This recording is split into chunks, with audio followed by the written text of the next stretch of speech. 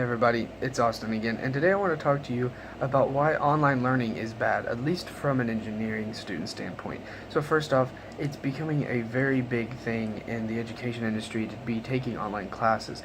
There was actually a study done in 2016 that showed about 28% of students now take online classes, or at least have one class. That's about 5.8 million people that are taking an online class. Also, I've taken a few classes over the summer myself, including engineering econ and probability and statistics, which are more math-based classes.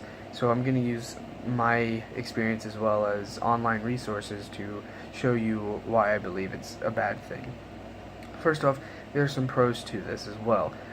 For one, it's easier for students to not fall behind in class. You can take maybe a class that you didn't do too well in, you could retake it instead of pushing back graduation, or you could even you can keep yourself from having too many classes by cutting out some of those classes during the school year and taking them over the summer.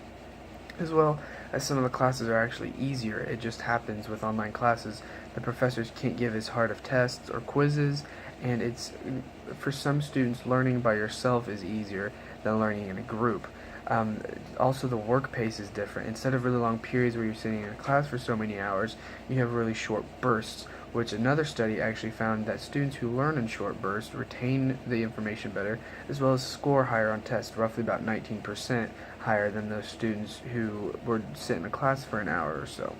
Now, with those pros, there are cons, which is my main point of this speech. First off, it's an added expense. Classes are not cheap, and there's nothing in tuition that says you can take this many online classes during the summer, especially.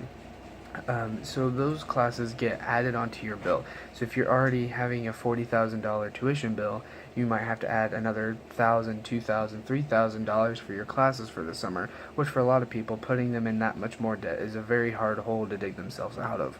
Also, students are just less trustworthy online.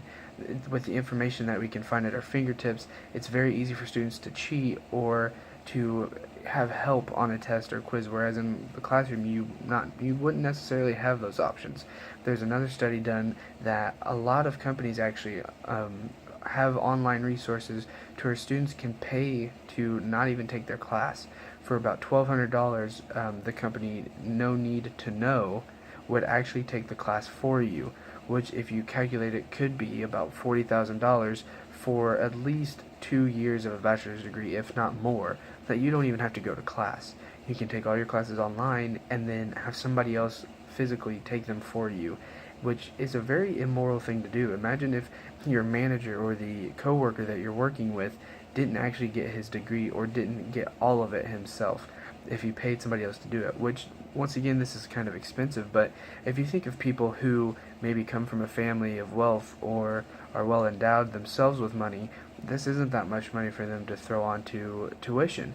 And also, there's also, just for engineering students, you lose that group aspect of working, which us engineers really need. That's all our job is working with a team to solve a problem. And during class, that's the best time to work as a team. You have outside time where you can meet with a group of people and work out a problem. And when you're online, you don't get this group aspect. There's only so much you can do over online text or online video messaging. And especially for math classes, like most of us engineers take, there's so many different ways that you can solve a problem that doing it online is just impossible to talk with somebody else on how to find the answer, which is a very, very big problem with the engineering students. So kind of in closing, to me, online learning is not a good form. There's too many loopholes, as in cheating is a lot easier, as well as you can just pay somebody else to take the class for you. Also, there's an added expense to it.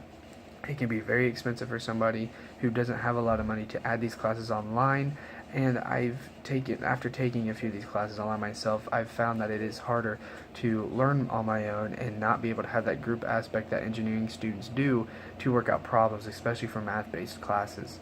So I thank you all for listening, and I hope I've been able to give you more information on my view of online learning. Thank you.